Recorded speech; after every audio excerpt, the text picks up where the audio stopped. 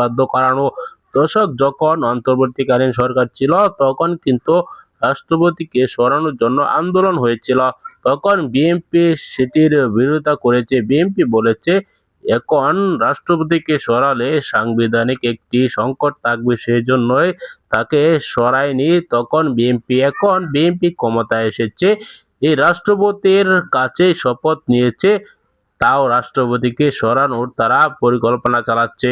দর্শক, রাষ্ট্রপতি নয়, শুধু বিচারপতি এমনকি সেনাপ্রধানকেও সরিয়ে দিবে, কেননা এই সেনাপ্রধানের অধীনেই শেখ হাসিনার পতন হয়েছে। সেই সেনাপ্রধানকে রেখে ঝুঁকি নিতে চায় না তারেক রহমানের সরকার।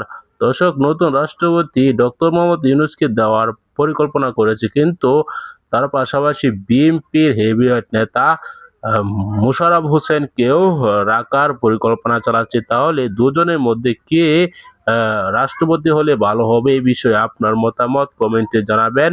এই মুহূর্তে বিদায় নিচ্ছি। আসসালামু আলাইকুম ওয়া রাহমাতুল্লাহ।